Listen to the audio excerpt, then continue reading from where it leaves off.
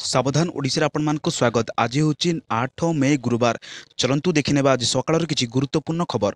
जदि पर्यंत वीडियो को लाइक करना वीडियो को लाइक करने सह चैनल को सब्सक्राइब करी कमेंट माध्यम जानतु आपण माने केउ जिल्ला देखुछंती। नंबर 1 प्रधानमंत्री मोदी को 3 यूरोपीय राष्ट्र गस्त बातिल होईची। विलंबित राति भारतीय सेना पाकिस्तान भितर थिबा अनेक आतंकवादी शिविर उपर एक बड़ आक्रमण करथिला। भारत पाकिस्तान एवं पाक अधिकृत जम्मू काश्मीर 9टी आतंकवादी शिविर उपर क्षेपणास्त्र आक्रमण करिछि। सूचना अनुसार यह आक्रमण में 100 रु अधिक आतंकित निहत होता जमापड़ी। एक कार्यानुष्ठान पर भारतर प्रधानमंत्री नरेंद्र मोदी एक बड़ निष्पत्ति नहीं। प्रधानमंत्री मोदी 3टी देश गस्त को बर्तमान बातिल कर। नंबर 2 हॉस्पिटल अग्नि निरापत्ता 300 कोटी टंका व्यवहार होईची। रोगी स्वास्थ्य सुरक्षा को सर्वोत्तम गुरुत्व दिया। सरकारी डाक्तरखाना अग्नि निरापत्ता व्यवस्था सुदृढ़ कर राज्य सरकार 2025-26 आर्थिक वर्ष में 300 कोटी टंका प्रावधान कर। सबु जिलापाल मानकु सेमानक कार्य योजना आकलन अनुसार पांठी जोगाई दिया। अग्नि निरापत्ता संशोधनात्मक व्यवस्था कार्य समयानुवर्धित पागे पूर्णांग करा। प्रति जिले में मुख्य चिकित्साधिकारी जिला अग्निशम अधिकारी विद्युत निरीक्षक रास्ता और कोठाबाड़ी एवं कार्यनिर्वाही जंत्री को नहीं मिलित कमिटी गठन करसंता 15 दिन में क्षेत्र स्तरीय जांच कर आवश्यक कार्य योजना और खर्च आकलन कर विभाग को पठाइबा स्वास्थ्य शासन सचिव आश्वस्ति एस मिलित कमिटी मानक निर्देश देते। नंबर 3 ऑपरेशन सिंदूर पर भारतीय सेनार प्रशंसा कले मुख्यमंत्री। ऑपरेशन सिंदूर पर मुख्यमंत्री श्री मोहन चरण माझी आज भारतीय सेनार उच्च प्रशंसा करिसेंती। गणमाध्यम को मंतव्य दे मुख्यमंत्री कहते प्रधानमंत्री नरेंद्र मोदी नेतृत्व में भारत आतंकवाद विरोध में शून्य सहनशीलता नीति अवलंबन कर दृढ़ पदक्षेप ग्रहण करिसेंती। मुख्यमंत्री कहते सिंदूर हेउची आम परंपरा त्याग और संकल्पर प्रतीक। भारतर सैनिक माने से संकल्पर सम्मान रक्षा करने को सदासर्वदा प्रस्तुत बोली प्रमाण करिसेंती। मुख्यमंत्री कहते कौन परिस्थिति में आतंकवाद को बर्दाश्त करा नहीं। मोदीजी नेतृत्व में आतंकवाद विरुद्ध में भारत दृढ़ पदक्षेप जारी रही से कहते। नंबर 4 स्वास्थ्य सेवा उन्नति राज्य सरकार क्रमागत उद्यम करुछंती। आयुष चिकित्सार उन्नति राज्य सरकार ढेंकानाल ब्रह्मपुर और बालेश्वर समन्वित आयुष चिकित्सालय प्रतिष्ठा करने को निष्पत्ति नहीं। भुवनेश्वर स्थित डॉक्टर अभिनव चंद्र होम्योपैथिक मेडिकल कॉलेज और हॉस्पिटल छात्र संसदर वार्षिक उत्सव में मुख्य अतिथि भाव योगदान कर मुख्यमंत्री मोहन चरण माझी आज यह कहते। एसत डॉक्टर अभिनव चंद्र होम्योपैथिक मेडिकल कॉलेज और हॉस्पिटल रे एक नूतन इमरजेंसी यूनिटर शिलान्यास करने सहित कॉलेज रे एक होम्योपैथिक गवेषणा और विश्लेषण विभाग खोल घोषणा करते। अवसर में मुख्यमंत्री एक रक्तदान शिविर उद्घाटन करते। नंबर 5 पाकिस्तान उपर भारतर आक्रमण पर 200 रु अधिक विमान उड़ान बातिल होईची। 18 विमान बंदर बंद होईची। विलंबित राति पाकिस्तान और पाक अधिकृत काश्मीर भारतीय सशस्त्र बाहिनी द्वारा आरंभ होइतिबा क्षेपणास्त्र आक्रमण पर 200 रु अधिक विमान उड़ान बातिल कराଯାଇଛି। एपरिक श्रीनगर लेह अमृतसर और चंडीगढ़ समेत अति कम 18टी विमान बंदर को अस्थायी भाव में बंद कराଯାଇଛି। भारतीय सशस्त्र बाहिनी पाकिस्तान एवं पाक अधिकृत काश्मीर 9टी आतंकवादी केन्द्र को टार्गेट करथिले। जैश ए अहमदाबादर गड़ एवं मुरीदकरे लश्कर ए तैयबार घाटी अंतर्भुक्त रही। पहलगाम में होइतिबा सांप्रतिक आतंकवादी आक्रमण पर यह आक्रमण होइतिला। नंबर 6 कालेटू कलबल करिब ताती हिटवेव अलर्ट जारी होइची। मे 8 रु 13 पर्यंत ओडिशा रे गरम सह गुळगुळी अनुभूत होबार संभावना थिबा ने भारतीय पाणीपाग विभाग बुधवार दिन सूचना देछि। मे 7 रे अपराह्न संध्या समय मयूरभंज बालेश्वर गंजाम गजपति रायगड़ा मालकानगिरी कोरापुट नवरंगपुर केन्दुझर और कलाहांडी जिले में गोटे किंबा 2टी स्थान में 30 रु 40 किलोमीटर बेगर पवन बहिबा सहित झड़ वर्षा जारी रही पारे।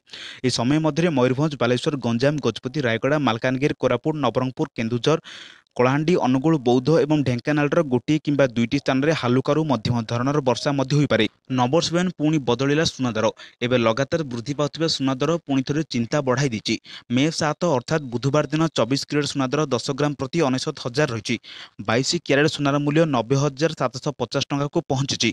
मुंबई में 24 कैरेट मूल्य 69,000 टंका और 22 कैरेट मूल्य 90,000 टंका रही। नुआदिल्ली में 24 कैरेट 69,150 टंका और 22 कैरेट 90,900 टंका रही। सेहीपरि रूपा दाम मध्य वृद्धि पाई। 100 ग्राम रूपा दाम 11,100 टंका रही। गतकाली यह 10,790 टंका थिला। एथिरे 310 टंका को वृद्धि होईची। नंबर 8 शेयर बजार उपरे पड़िला ऑपरेशन सिंदूर प्रभाव। रेड जोन रु सबुज संकेत रे पहुंचला कारबार। भारत पाकिस्तान उत्तेजना जोगु बुधवार सकाळे भारतीय स्टॉक बजार रे प्रारंभिक समय रे एक तीव्र ह्रास देखा देइतिला। सकाळे फ्री ओपनिंग समय बजार रे मांदावस्था देखा देइतिला, किंतु कारबार आरंभ हेबा ମାତ୍ରେ ବଜାରରେ ପୁଣି ରିକଭରି କରାଯାଇଥିଲା। ସେନ୍ସେକ୍ସ ସବୁଜ ସଂକେତକୁ ଫେରିଥିଲା। ସକାଳ 9:34ରେ ବିଏସ୍ସି ସେନ୍ସେକ୍ସ ପ୍ରାୟ 160 ପଏଣ୍ଟକୁ ବୃଦ୍ଧି ପାଇ 80,841.69ରେ ପହଞ୍ଚିଥିଲା। ନିଟ୍ ମଧ୍ୟ 24,443 ସ୍ତରରେ କାରବାର କରୁଛି। ନବୋନ୍ନୟନ ଆଇସିଆଇଆର୍ରେ ପିଜି ଏବଂ ପିଜି ନାମଲେଖା ପ୍ରକ୍ରିୟା ଆରମ୍ଭ। ଜୁନ୍ 5 ଯାଏଁ ଆବେଦନ ଜାରି ରହିଛି। ଭାରତୀୟ କୃଷି ଗବେଷଣା ପରିଷଦରେ ପିଜି ଓ ପିଏଚ୍ଡି ନାମଲେଖା ପାଇଁ ପ୍ରବେଶିକା ପରୀକ୍ଷା ଆରମ୍ଭ ହେବ। ଏନେଇ ବୁଧବାରଠୁ ଆବେଦନ ଆରମ୍ଭ ହୋଇଛି। ଆସନ୍ତା ଜୁନ୍ 5 ତାରିଖ ଯାଏଁ ଆବେଦନର ସୁଯୋଗ ମିଳିବ। ନ୍ୟାସନାଲ ଟେଷ୍ଟିଂ ଏଜେନ୍ସି ୱେବସାଇଟ୍ ମାଧ୍ୟମରେ ଅନଲାଇନରେ ଆବେଦନ କରିବେ ଇଚ୍ଛୁକ ଛାତ୍ରଛାତ୍ରୀ। ଏଆଇଇଇଏରେ ପିଜି ନାମଲେଖା ଓ ଏଆଇସିଇରେ ଜୁନିୟର ରିସର୍ଚ୍ଚ ଫେଲୋସିପ୍ କିମ୍ବା ସିନିୟର ରିସର୍ଚ୍ଚ ଫେଲୋସିପ୍ର 2025-26 ଶିକ୍ଷାବର୍ଷ ପାଇଁ ନାମଲେଖା ହେବ। ଜୁନ୍ 7ରୁ 9 ତାରିଖ ଯାଏଁ ଆବେଦନ ଫର୍ମ ସଂଶୋଧନ ସୁଯୋଗ ଦିଆଯିବ। ଜୁଲାଇ 3ରେ ପରୀକ୍ଷା ହେବ। କମ୍ପ୍ୟୁଟର ବେସ୍ଡ ଟେଷ୍ଟ ମୋଡରେ ପରୀକ୍ଷା କରାଯିବ। ନମ୍ବର 10 ଯୁଦ୍ଧ ଛାନିଆରେ ପରିବା ଦୋକାନରେ ଖଚାଖଚ ଭିଡ଼। ଅତ୍ୟାବଶ୍ୟକ ସାମଗ୍ରୀ କିଣି ନେଉଛନ୍ତି ଲୋକେ। ଯୁଦ୍ଧ ହେଉ କି କିଣା ଯୁଦ୍ଧ ହେବ କି ନାହିଁ ଜଣାନାହିଁ। କେବଳ ନାଗରିକ ପ୍ରତିରକ୍ଷା ମକ୍ଡ୍ରିଲ୍ ପାଇଁ ନିର୍ଦ୍ଦେଶ ହୋଇଛି। ଏତିକିରେ ଲୋକେ ଛାନିଆ। ସନ୍ଧ୍ୟାରେ ଟିଭିରେ ଯୁଦ୍ଧ କଥା ଶୁଣି ମାର୍କେଟ ମୁହାଁ। ଭିଡ଼ ଜମାଇଲେ ଆଳୁ ପିଆଜ ଦୋକାନରେ। ୟୁନିଟ୍ 1 ପରିବା ହାଟରେ ମଙ୍ଗଳବାର ସନ୍ଧ୍ୟାରେ ଖଚାଖଚ ଗହଳି ହୋଇଥିଲା। ବିଶେଷ କରି ଆଳୁ ଦୋକାନରେ ଭିଡ଼ ବେଶି ଜମିଥିଲା। ଏଠାରେ ଆଳୁ ଓ ପିଆଜ କିଣିବାକୁ ଯେମିତି ପ୍ରତିଯୋଗିତା ଚାଲିଥିଲା। ଖାଲି ପରିବା ହାଟ ନୁହେଁ, ଡାଲି, ଚାଉଳ, ଚୁଡ଼ା ଏବଂ ଅତ୍ୟାବଶ୍ୟକ ସାମଗ୍ରୀ ଦୋକାନରେ ମଧ୍ୟ ପୂର୍ବାପେକ୍ଷା ଆଜି ସନ୍ଧ୍ୟାରେ ଭିଡ଼ ବଢ଼ିଥିଲା।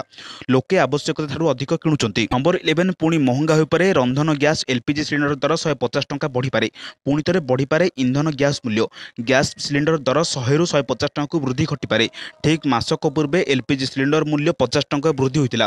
ସୂଚନା ଅନୁଯାୟୀ 2026 ଆର୍ଥିକ ବର୍ଷରେ ତେଲ କମ୍ପାନୀଗୁଡ଼ିକ ରନ୍ଧନ ଗ୍ୟାସ୍ ବିକ୍ରିରେ 30,000 କୋଟି ଟଙ୍କାର କ୍ଷତି ସହିବେ। ପୂର୍ବରୁ ଏହି କ୍ଷତି ପ୍ରାୟ 40,000 କୋଟି ଟଙ୍କା ଥିଲା। ଏପ୍ରିଲ ମାସରେ ସରକାର ଗ୍ୟାସ୍ ସିଲିଣ୍ଡର ମୂଲ୍ୟରେ 50 ଟଙ୍କା ବୃଦ୍ଧି କରିବା ପରେ ଏହି କ୍ଷତି 10,000 କୋଟି ଟଙ୍କା ହ୍ରାସ ପାଇଥିଲା। ଯଦି ସରକାର ତୈଳ କମ୍ପାନୀଗୁଡ଼ିକୁ ସାହାଯ୍ୟ ନ କରନ୍ତି ତେବେ ଆଗାମୀ ଦିନରେ ଏଲ୍ପିଜି ସିଲିଣ୍ଡରର ମୂଲ୍ୟ ପୁଣି ଥରେ ବୃଦ୍ଧି ପାଇପାରେ। ନମ୍ବର 12 ଗୁଜୁରାଟରେ କାଳବୈଶାଖୀ ବିତ୍ତାତ 14 ମୃତ। ଗୁଜୁରାଟ ବିଭିନ୍ନ ସ୍ଥାନରେ ପ୍ରବଳ ବର୍ଷା।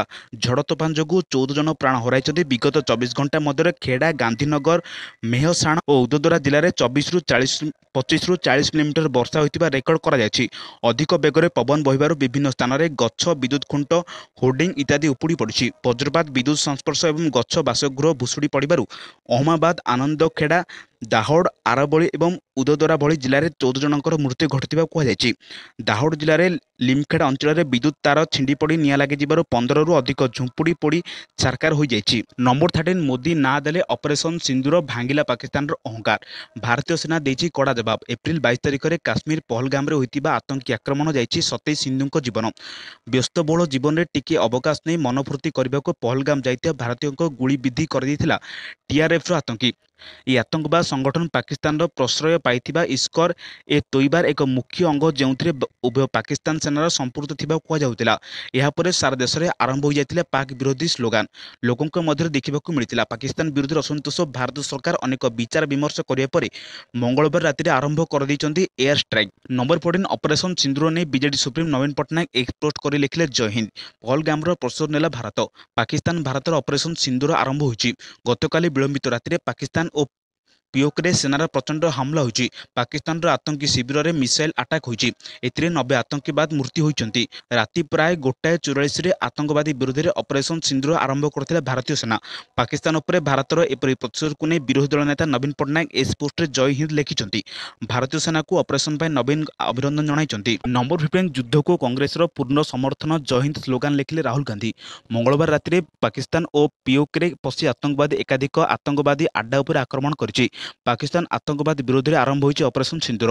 ଭାରତ ଉପରେ ଆକ୍ରମଣ କରିବାକୁ ଯେ ଆତଙ୍କବାଦୀ ଆଡ୍ଡାରେ ଯୋଜନା ପ୍ରସ୍ତୁତ ହେଉଥିଲା, ସେସବୁ ଆଡ୍ଡା ଉପରେ ଏୟାର ଷ୍ଟ୍ରାଇକ୍ କରି ଧ୍ୱଂସ କରିଛି ଭାରତୀୟ ବାୟୁସେନା। ଏହିଭଳି ଗୁରୁତ୍ୱପୂର୍ଣ୍ଣ ଖବର ପାଇବା ପାଇଁ ଆମ ଚ୍ୟାନେଲ ସହ ଯୋଡ଼ି ରୁହନ୍ତୁ।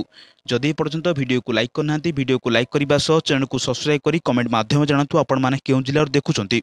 ବ୍ୟୁରୋ ରିପୋର୍ଟ, ସାବଧାନ ଓଡ଼ିଶା।